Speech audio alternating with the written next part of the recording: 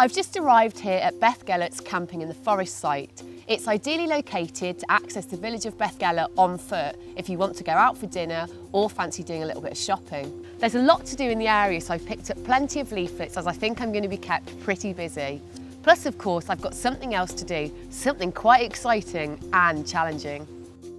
Snowdonia is a popular destination for those with caravans. It's pretty, winding roads take in the most stunning views, but it can be quite difficult to find passing places, so do take your time. Of course, one of the many reasons people come here is to climb Snowdon, and at 1,085 metres, it's not for the faint-hearted. We chose to stay at Bethgellert's camping in the forest site, which allows you to get to Snowdon's Ranger Path in about 10 minutes by car. There's ample parking too opposite the youth hostel, which costs £4 for the day, and this path is suitable for children. But before I tackle the beast that is Snowdon, I want to take a look around the site. This quiet site offers generous, hard-standing pitches and room for tents, but there's plenty for children with a bat detector available to hire at reception and lots to delight those who love nature.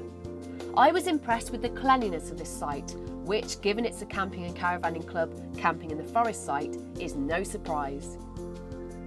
The wash blocks are well attended to and accessed via a security code given to you on arrival. There's also a large washing up room, separate laundry room and friendly staff at reception to help you settle in.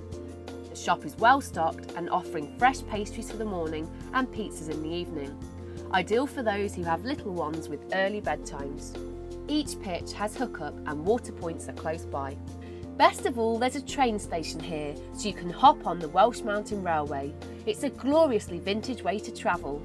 It's a bit pricey at £35 from Portmeirion to Caravan, but offers hot meals on selected services and winds around some very picturesque places.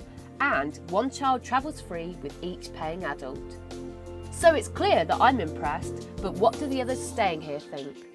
We've decided to come back here this year because of the freedom of walking. You can walk anywhere. We have a collie who loves to swim, so there's lots of rivers and streams he can swim in. There's walks we can take either easy or hard, like we're going to Snowdon tomorrow. Today we took an easy walk down into the village. When we came in the site, the first thing we done was filled up with water. That supplies the water for indoors and the toilet. And then we came up to where we are now with electric hookups. Some sites have got electric hookups, which you pay for. Some you please yourself and you don't have to have electric hookups. That's what we like really, because we've got a solar panel on the top and that supplies all the electric.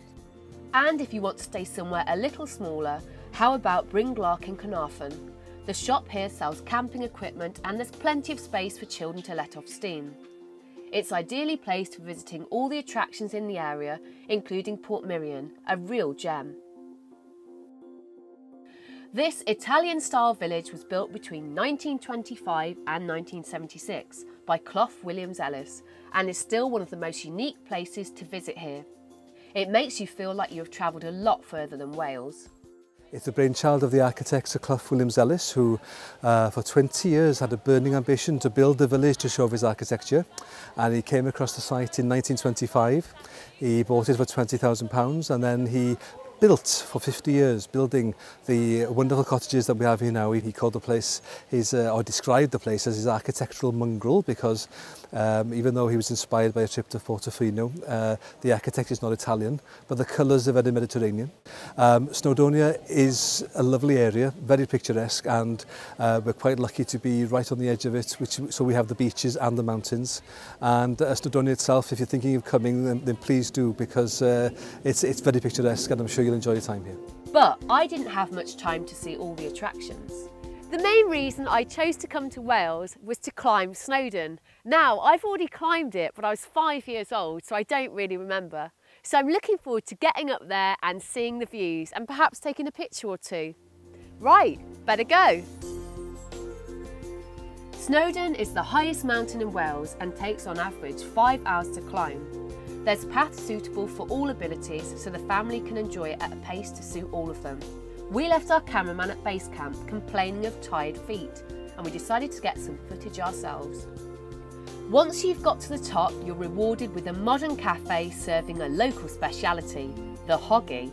This pasty was first created by Welsh miners, and it's a delicious self-contained meal that will surely help build you up for the descent. It's also a great place to take photos of the seemingly endless views, and if you're lucky, you might hear and spot the Air Force jets that are based nearby. I've just got back to the site now after a really tiring day climbing Snowdon. I must admit though, it was well worthwhile as the views were absolutely stunning. However, my feet are really feeling it now, so the boots are off and I'm about to head back in the van because I've got a really early start in the morning. I'm looking forward to seeing you next time for my next adventure. I hope you'll join me.